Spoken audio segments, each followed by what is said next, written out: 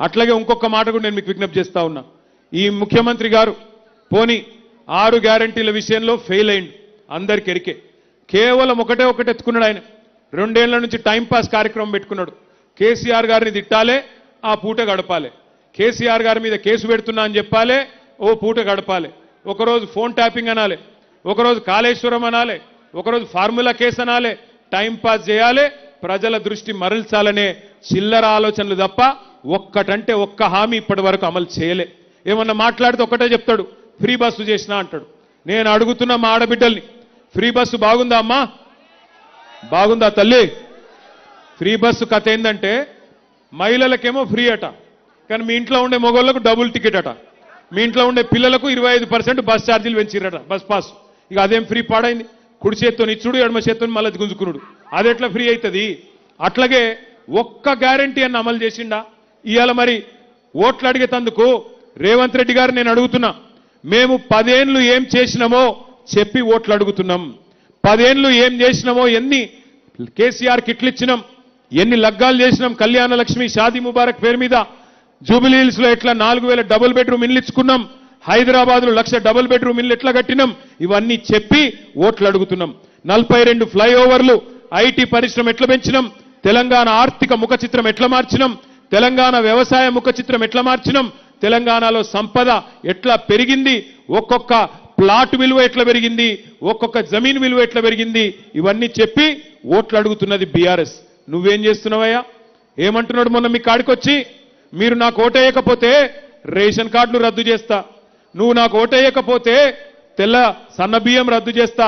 నేను అడుగుతున్నా రేవంత్ రెడ్డిని, వెంగళరావు నగర్ డివిజన్ నుంచి అడుగుతున్నా, నీ అయ్య సొమ్మ, నీ అత్త సొమ్మ, ఎవడి సొమ్ము రద్దు చేస్తందుకు గల్లా బట్టి మీరు మాగంటి సునీతమ్మని గెలిపియండి, అసెంబ్లీలో గల్లా బట్టి నిలదీసి మీది మీకు ఇప్పించే బాధ్యత మాది. ఎందుకంటే రేవంత్ రెడ్డి అనేవాడు ప్రజల సొమ్ముకు ధర్మకర్త తప్ప అదేమైనా అత్త సొమ్ము కాదు, అబ్బ సొమ్ము కాదు. ఒక్కసారి ఆయన తిర్రిమొర్రి మాటలు ఒక్కసారి మీరు వినాలా. ఎంత గమ్మత్తు ముఖ్యమంత్రి మనకున్నాడో ఈ దెబ్బకు మీకు అర్థమవుతుంది. ఆ వీడియో పెట్టమ్మా. లేదా ఉన్నదా? సరే, ఒక్క మాట మీకు చెప్పాలా. జర్ర ఆగురా భయ్, నీ దండం పెడతా, జర్రాగు, నీకు దండం పెడతావు. నేను ఈడ మొత్తుకొని నువ్వు ఆడ మొత్తుకుంటే ఎవరికి అర్థమవుతుంది? నువ్వు ఇంకొక మాట మీరు ఒక్క మాట దయచేసి ఆలోచన చేయండి. మొన్న ఇడికి వచ్చిండు వెంగళరావు నగర్ డివిజన్ వచ్చి ఎన్టీ రామారావు గారి గురించి మాట్లాడిండు, పెద్ద మాటలు మాట్లాడిండు. ఎన్టీ రామారావు గారి మీద ఎన్నడూ లేనంత వగల ప్రేమ కురిపించిండు. ఎన్టీ రామారావు గారంటే మనందరికీ అభిమానమే. మంచి నాయకుడు, గొప్ప నాయకుడు, బ్రహ్మాండమైన. ఎందుకంటే చిన్నప్పుడు మేము చిన్నగా ఉన్నప్పుడు ఎవరైనా ఇళ్లలో కృష్ణుడు, రాముడు ఫోటోలు అంటే ఎన్టీ రామారావు ఫోటోలే ఉండేది. ఒక గంత గొప్ప నాయకుడు. ఆయన మీద రేవంత్ రెడ్డి గారికి ఎక్కడ లేని ప్రేమ పొంగుతున్నది. అసలు ఎన్టీ రామారావు గారు పార్టీ పెట్టింది ఎవరికి ఖిలాఫ్? కాంగ్రెస్ పార్టీ ఖిలాఫ్ పెట్టిండు. కాంగ్రెస్ పార్టీని ఎన్టీ రామారావు గారు విమర్శించినంతగా బహుశా భారతదేశంలో ఎవరు విమర్శించలే. ఓట్ల కోసం ఇవాళ ఎన్టీ రామారావు గారి మీద ఎక్కడ లేని ప్రేమ వచ్చింది రేవంత్ రెడ్డి గారికి. పెద్ద మాటలు చెప్తున్నాడు. నేను రేవంత్ రెడ్డిని ఒక్కటే అడుగుతున్నా, నీకు నిజంగా ఎన్టీ రామారావు గారి మీద ప్రేమ ఉందా? ఓట్ల కోసం తప్ప 2 ఏళ్ళు ఎన్టీ రామారావు ఎందుకో యాదికి రాలేదు. ఎన్టీ రామారావు గారి విషయంలో కాంగ్రెస్ పార్టీ చేసింది ఏందో తెలుసా మీకు? ఏమన్నా మాట్లాడితే ఒక్కటే చెప్తాడు, ఫ్రీ బస్సు చేసినా అంటాడు. నేను అడుగుతున్నా మా ఆడబిడ్డల్ని, ఫ్రీ బస్సు బాగుందా అమ్మా? బాగుందా తల్లి? ఫ్రీ బస్సు కథ ఏంటంటే మహిళలకేమో ఫ్రీ అట, కానీ మీ ఇంట్లో ఉండే మగవాళ్ళకు డబుల్ టికెట్ అట. మీ ఇంట్లో ఉండే పిల్లలకు 25% బస్ ఛార్జీలు పెంచిరట, బస్ పాస్. ఇక అదేం ఫ్రీ పాడైంది? కుడి చేత్తో ఇచ్చుడు, ఎడమ చేత్తో మళ్ళీ గుంజుకునుడు, అది ఎట్లా ఫ్రీ అవుతుంది?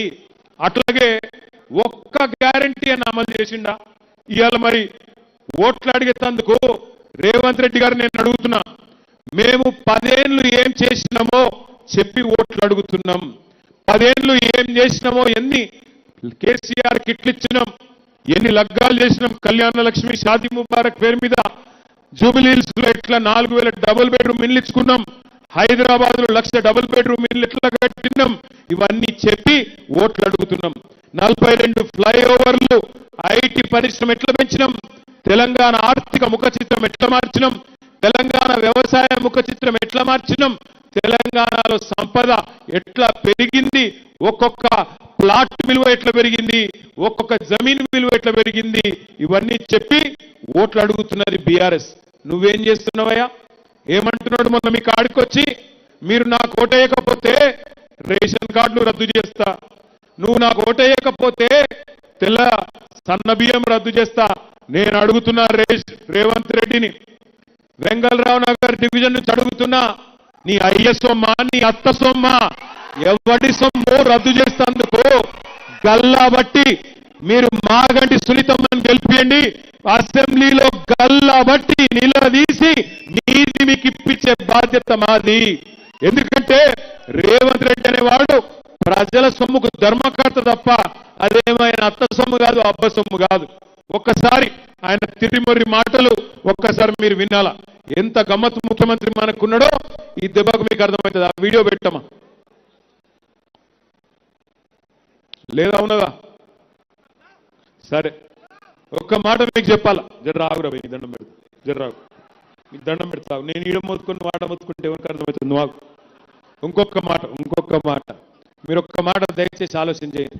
మొన్నటికి వచ్చిండు వెంగళరావు నగర్ డివిజన్ వచ్చి ఎన్టీ రామారావు గారి గురించి మాట్లాడి పెద్ద పెద్ద